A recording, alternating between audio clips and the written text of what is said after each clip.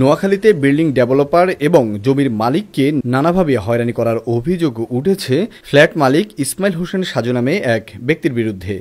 এছাড়াও বিল্ডিংয়ের মালিকের একটি ফ্ল্যাট ভাঙচুর করে তালা দিয়ে বিভিন্নভাবে চাঁদা স্বরূপ একটি লিফটও দাবি করেন তিনি। নোয়াখালী পৌরসভার চুল্লার চায়ের দোকানের পাশে অবস্থিত ফারুক টাওয়ার ও জমির মালিক সাইদ আহমেদ ফারুক এবং ডেভেলপার ফয়সাল এসব অভিযোগ তুলে ধরেন ফ্ল্যাট মালিক সাজুর বিরুদ্ধে। আমাদের যে ফ্ল্যাটগুলো এখন আমরা কাজ করছি, আমাদের তো এখানে জানের নিরাপত্তা নাই এবং আমাদেরকে রীতিমতো থ্রেট দেওয়া হচ্ছে।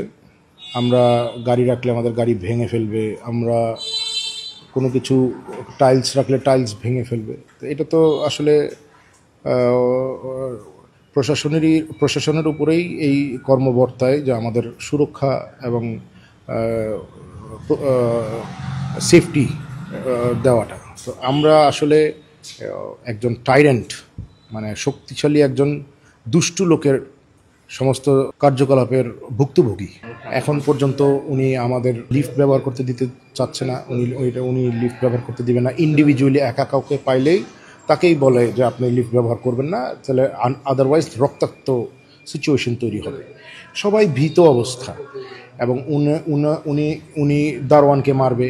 দারোয়ান যদি উনার কথায় রুলস অনুযায়ী রুলস ব্রেক না করে, সে রাত 3টার সময় উনি আসবে, ওনাকে জেনারেটর চালু করে দিতে হবে, লিফট চালু করে দিতে হবে, যেটা হয়তো বা একটা ইয়ের সময়। কিন্তু রেস্টিংয়ের সময় যখন কমিটির কোনো নিয়ম উনি মানবেন না, উনি কোনো কমিটি মানবেন না। তো এই বিল্ডিংয়ের উনি সার্ভিস চার্জ দিবেন না, ওনার সাথে ওনার যে দল এনারা সার্ভিস চার্জও দিবেন না। এবং এই বিল্ডিংয়ে একটা অরাজকতা, একটা অশান্তি এবং বিশৃঙ্খলা ওনার কারণে তৈরি হয়ে আছে। যে সমাজটা ভীত সন্ত্রস্ত, ছেলেমেয়েরা এখানে একটু পার্কিং লটে একটু খেলবে, সেটা উনি খেলতে দিবেন না ছেলে মেয়েদেরকে। অথচ ওনার পার্কিং শুধু একটা, উনি একটা ফ্ল্যাটের মালিক, তাও উনি না, ওনার ওয়াইফ। হ্যাঁ, এবং উনি সবার উপর দিয়ে মাতব্বরি করছেন এবং খুব ওনার ব্যবহার এত খারাপ যে আসলে ভয়ে কেউ থানায়ও যেতে কমপ্লেন করতে সাহস পায় না। তো এখন আমার কাছে আসছে, যেহেতু বিষয়টা আমার ঘাড়ে আসলো, আমাকে এখানে তালা মারার পরে আমি আপনার ইনিশিয়েটিভ নিলাম। আমি প্রথম এই বিল্ডিংয়ে ইনিশিয়েটিভ নেওয়া। এখন দেখা যাক কি হয়। আমি প্রশাসনের কাছে ফুল সাপোর্ট আশা করি। সবাই তার ভয়ে এখানে কেউ কিছু বলে না।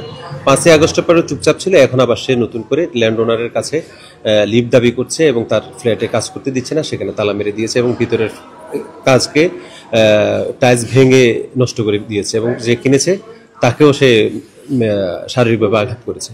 এভাবেই আমরা আতঙ্কের ভিতরে আছি এবং আমাকে সে আজকে ফোন করে হুমকি দিচ্ছে যে আমাকে দেখে নিবে, এই করবে, সেই করবে। এদিকে সকল বিষয় মিথ্যা বানোয়াট বলে দাবি করেন অভিযুক্ত সাজু। ফ্ল্যাট চুক্তি অনুযায়ী কাজ না করায় এমন কাজ করেছেন বলে জানান তিনি। ফলস কথা, এগুলি তাদের সাজানো এটা একটা, তাদের অভিযোগটাই তো ভিত্তিহীন। এখানে আমাদের এখানে যে ভদ্রলোকরা আছে, এখানে অ্যাডভোকেট কাউন্সিল নিয়াজি আছে, আরো ব্যাংক ম্যানেজার আছে, অনেক বিভিন্ন পদের লোকজন আছে। আমাদের সাথে এগ্রিমেন্ট অনুযায়ী ওনাদের সাথে আমাদের আব্দুল্লাহ ফারুক সাহেবের সাথে আমাদের কোনো সমস্যা নাই। আমাদের সমস্যা হলো আমাদের ডেভেলপারদের সাথে। ওনারা আমাদের ওই কাজ শেষ করতেছেন এবং একটা লিফট বাকি রেখেছে। এটা লিয়ে না আমাদের কোনো ব্যক্তি কোনো স্বার্থ নাই, কারো কোনো স্বার্থ নাই। আমাদের এটা শেষ করতেছি না বিধায় আমরা এই সবাই বসি তাদেরকে করছি আর কি, যে আমাদের এটা শেষ করে দেন।